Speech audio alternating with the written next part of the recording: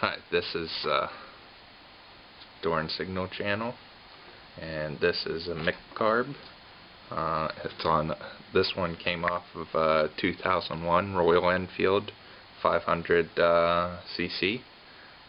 Basically, I'm going to show you to take it apart here and clean it, and like if you wanted to put new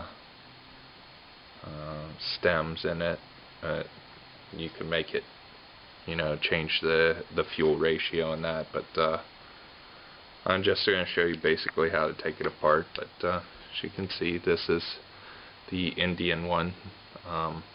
They licensed, I'm not sure if Royal Enfield did, but Mikcarb licensed this for the Japanese Mikuni Carburetor, and they basically made a clone of it. But as you can see here, this is the choke for it, and you have the fuel input here, and there's two screws here. This one's the stop throttle screw, and this one is this one here. You can see it. This one is the pilot air screw, and once I show you take it apart here, basically you adjust these once you take everything apart and clean it. But I'll take the bottom off here, show you inside. I don't know if you can see it, but this is basically what goes up and down and controls the speed of your vehicle there. There's a cable that comes here and adjusts just that. But let me go ahead and take this apart. I'll show you inside.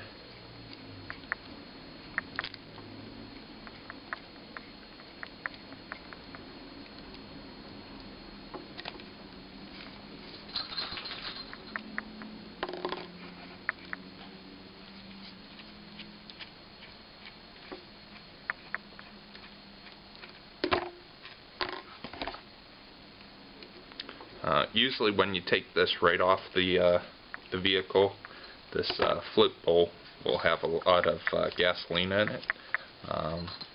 This one won't, because I winterized the motorcycle. So basically with the big bolt here, you just unscrew that and put a small cup or something under there to catch the fuel.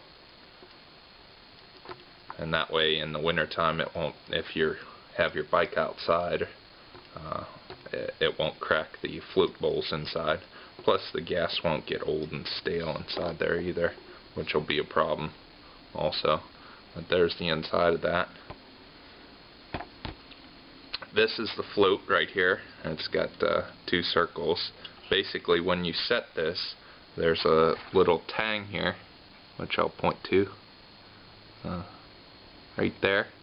You would adjust that so the height of this from the bottom of this lip here to the top of this is within, let me make sure, I don't want to tell you something wrong.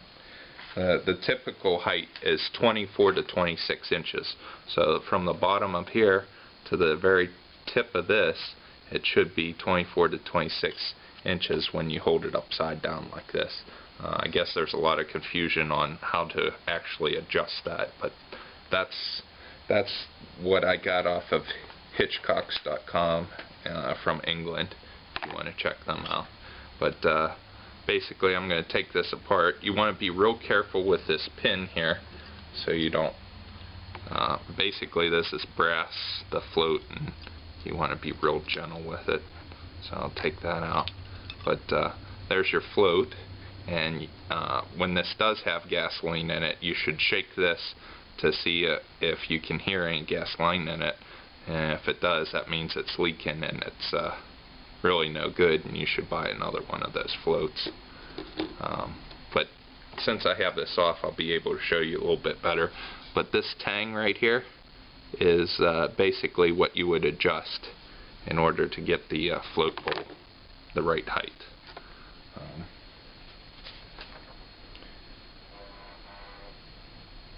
But this is the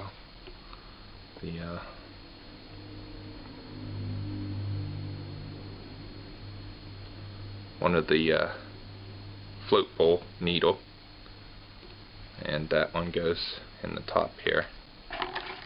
Basically, you would hit this with some carburetor cleaner, and also in here, this is where the float bowl needle goes.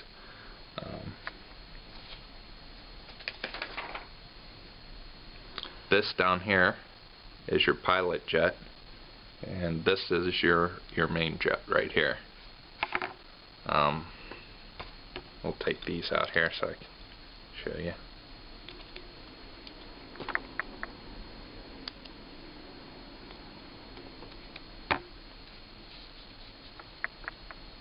Here's your main jet with, it has a small little washer and the cap to put it in.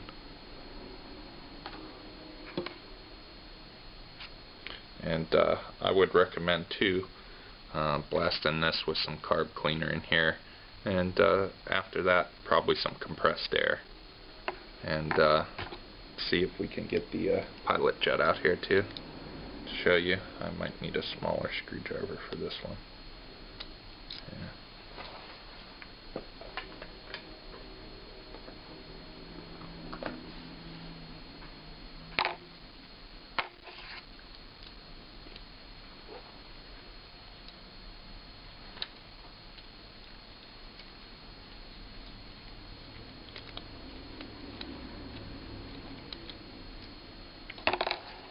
Alright, and there's your pilot jet right there. This one, see if I can read the this one's a 25. On the very top of it there's some numbers etched into it. It's very tiny. You might need some magnifying glass, but this one says 25. Basically that's one of the things that people replace to get a little bit more fuel, and I would recommend hitting this with some carb cleaner along with inside the cavity there.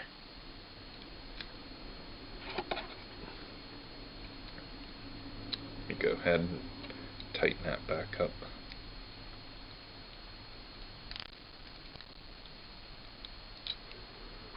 Put this back together here, and then I'll talk about the top part here.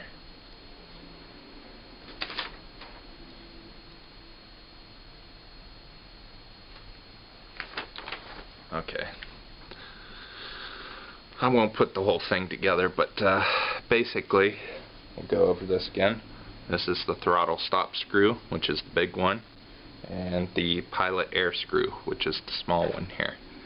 And from the directions here, it says to adjust the throttle stop screw here, which is the big one, so the engine runs at a fast tick over, say about 20% above this idle speed you wish to achieve. So you adjust that one first, and then it says to unscrew the pilot air screw to increase the engine to the highest tick over possible, so basically the highest speed possible. And then you would gradually unscrew the throttle stop screw to reduce the engine speed to the target idle speed, and then unscrew the air screw to increase the engine speed. Basically you do it 2 times there to get it where you want, just to make sure. And I would probably recommend that you adjust these after the engine is warm. That would probably be the best. Basically it says here for the pilot air screw, when you pull this, when you